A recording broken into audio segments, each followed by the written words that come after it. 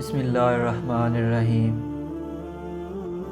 اللہ پر کامل یقین رکھنے پر ہمیں کبھی کبھی وہ بھی مل جاتا ہے جس کی ہمیں آس نہیں ہوتی۔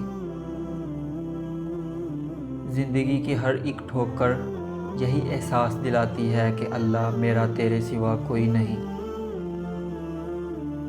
ایمان اور حیا دو ایسے پرندے ہیں جن میں سے ایک اڑ جائے تو دوسرا خود ہی اڑ جاتا ہے۔ روزہ احساس کا نام ہے، احساس اپنے گناہوں کا، دوسروں کی تکلیف کا، تقویٰ اور پرہیزگاری کا۔ ٹھنڈا رمضان عطا کرنے والے رب ہمارے گناہوں کو معاف فرما اور ہمیں قبر اور حشر کی گرمی سے بھی محفوظ فرما، آمین۔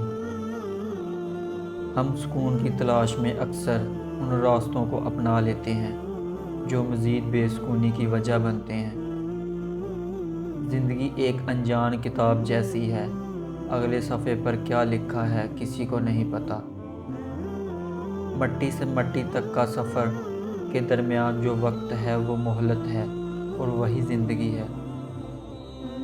ضمیر انسان کے اندر خدا کی بہت دھیمی مگر واضح آواز ہے۔ موت صدقہ ہے زندگی کا اور اس نے ایک دن اتر ہی جانا ہے۔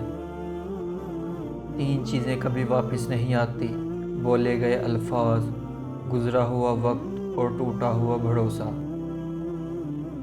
زندگی میں کچھ حادثے ایسے ہوتے ہیں جو سمجھا دیتے ہیں کہ ماں باپ کے سوا کوئی مخلص نہیں ہوتا۔ مانگ اپنے رب سے جو نہ ذات دیکھتا ہے اور نہ اوقات۔ جب انسان ناراضگی ختم کرنے میں پہل کرتا ہے تو اس کا مطلب یہ نہیں ہوتا کہ وہ غلط تھا، بلکہ اس کا مطلب یہ ہوتا ہے کہ اسے انا سے زیادہ رشتے عزیز ہیں۔ مشکلات ان پر ہی آتی ہیں جن میں مشکلات سے نکلنے کے حوصلے ہوتے ہیں، اور یہ مشکلات ہی انسان کو مضبوط بنا کر اونچی لہروں سے بھی نکلنے کا ڈھنگ سکھا جاتی ہیں۔ زندگی میں اچھے اور برے دو طرح کے لوگوں سے ہمارا واسطہ پڑتا ہے۔ اچھے لوگ ہماری طاقت بن جاتے ہیں اور برے لوگ ہمیں مضبوط بناتے ہیں۔ بے قدری کی انتہا تب ہوتی ہے جب آپ قیمتی ہو کر بھی کچھ لوگوں کے لیے مفت ہو جاتے ہیں۔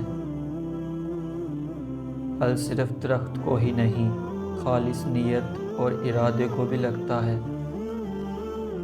میری اوقات صرف ایک سفید چادر جسے خود اوڑھنے کی طاقت بھی نہ رہے گی۔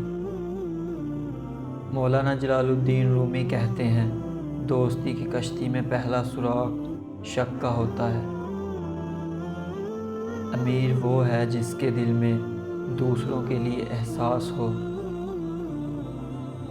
انسان کا اصل تعارف اس کے الفاظ ہوتے ہیں۔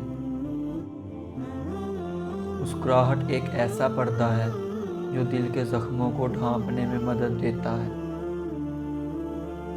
ہم ہر روز کئی چیزیں دفن کرتے ہیں دل میں جن کا کسی کو نہیں بتاتے۔